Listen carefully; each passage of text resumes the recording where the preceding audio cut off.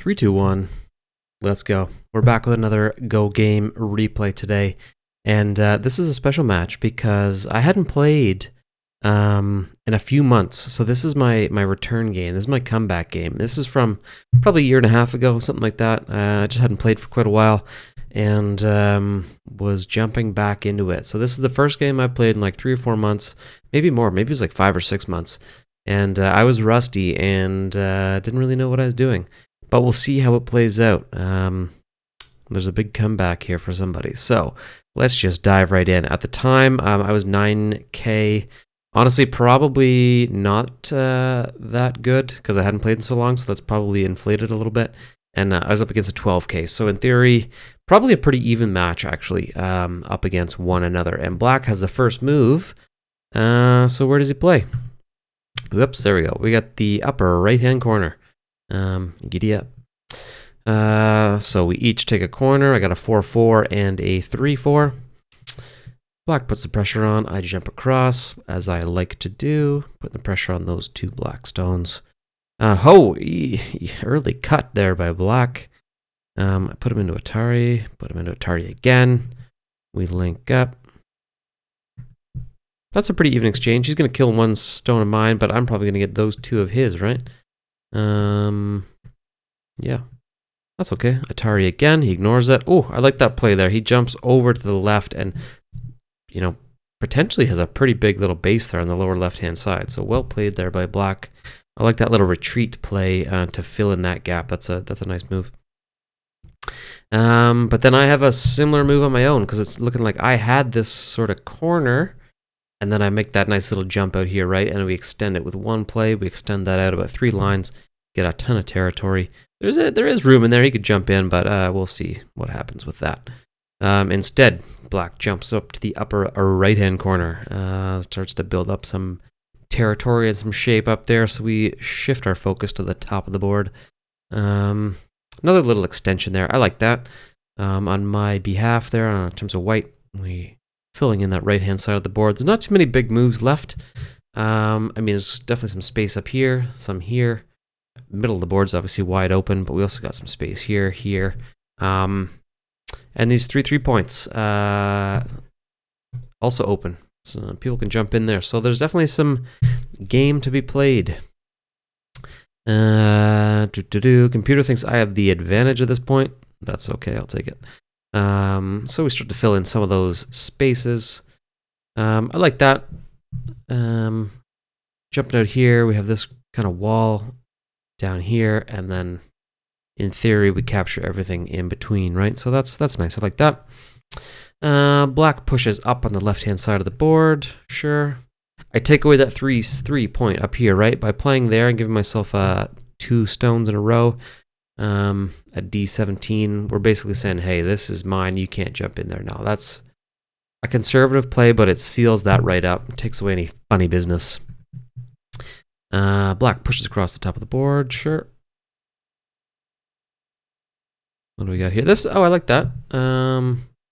By coming out there at, H13, we build up a nice little box there and give ourselves a means to push into the center of the board, right? Of course, Black follows up immediately by playing right in the middle of the board. And you can see what Black is maybe trying to do with that is, something like this. That's a quarter of the board he's trying to capture with that 1 stone. Pardon me. But there's certainly some space to sneak in here, kind of either way, right? And put some pressure on that center stone. So, hey, look at that. We jump right in. I like that when I can see my own plays, for better or for worse. Might not be a good play, but at least I can see it coming, and I know how I play with my own style. How does Black respond to that? I throw right in there. Black says, I'm just going to try and wrap you up. This is aggressive. I mean, there's space to live in there, but then by sealing me off at the top, I don't know if I can live in here. There's certainly some space. Like if you really play that out, like that's enough space to have 2 eyes. But Black can really put the pressure on here. Threaten to sneak out on the top.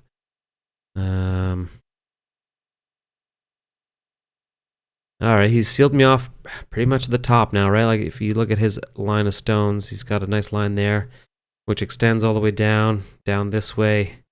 I am officially surrounded. Like, maybe there's still enough space in there to live, but we're in the danger zone. Danger zone. We're in the danger zone at this point. Excuse my singing. I also have a little bit of a cold, so that didn't sound great. I probably won't do that again. Putting a little bit of pressure on these single stones. There's definitely some cutting points in there where I can put these into Atari. Maybe I can pick one off, and then that'll give me a bridge to jump out and connect this way, right? If I can kill this stone or this stone, but not looking great. Now black's pushing in on my group where I really wanted to have those eyeballs to try and live. I'm trying to get eyes, and guess what? Black's just not letting me have that space that I need. And this is not looking good at all. I don't think I have an eye in here. I do have one eye in here, and I need a second eye basically here, which means I need a couple plays there, right? I need to link that up, or I could, yeah, no, that's it. This group is pretty much toast. If we look at the AI score now, it has swung right back in favor of black. The computer thinks this group of mine is dead, which honestly it might be. Actually, it probably is. But we're still fighting. Sometimes you just don't give up. So the games like this, it is tempting to give up when you're like, wow, I just wasted 20 moves, and black literally has a quarter of the board because of it. Like that's all black now, right? No, I'm not going to win that. This group in the middle of mine is going to be toast. But we're still doing okay, because look at this. I have almost the mirror image here. That's white's territory.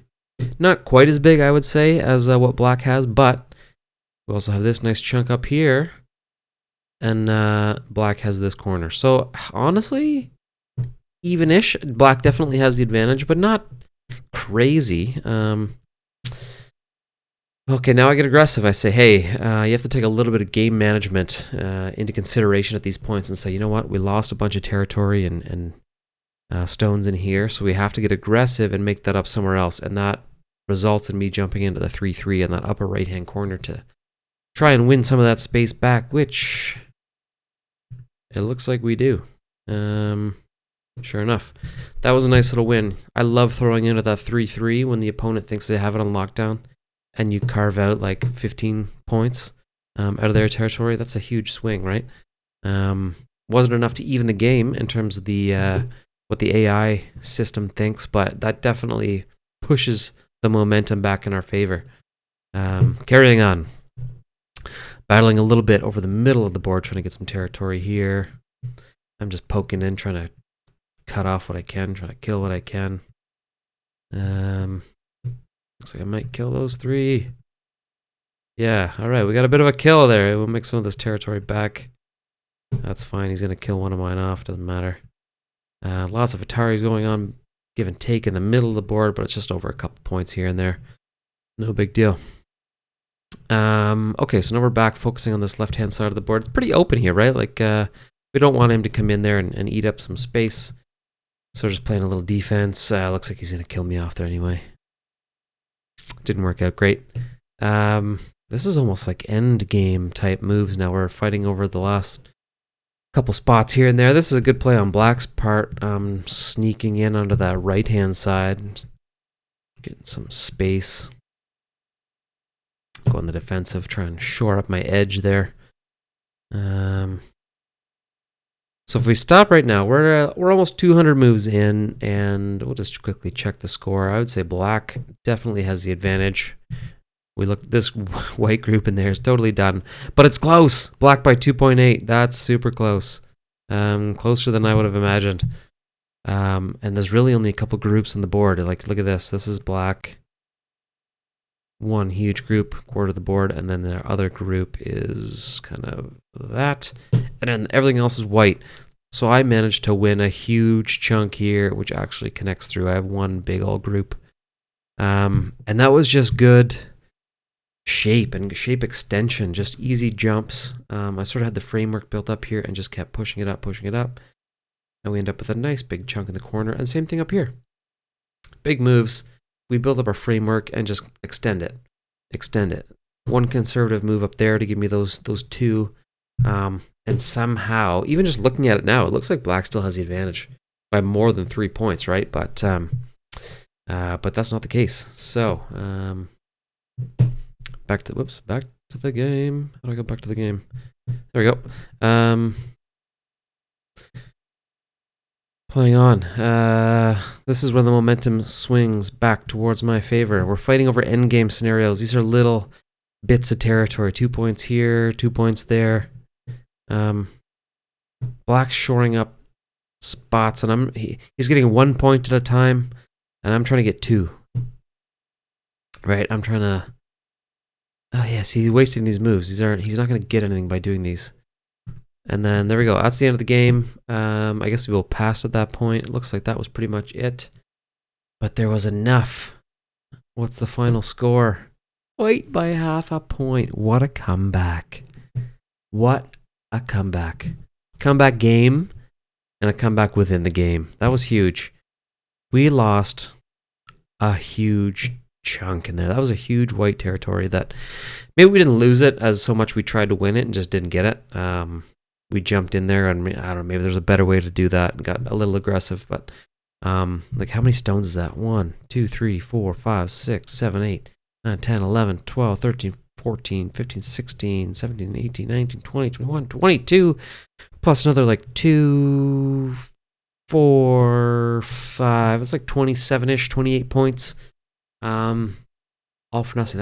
Not only is it 27, 28 points, that's like 22 moves, that's a lot. That's like 10% of the game we spent playing down here and for nothing. All it did was give black territory and beef up their defenses a little bit, right? So I probably should have abandoned that earlier and focused elsewhere.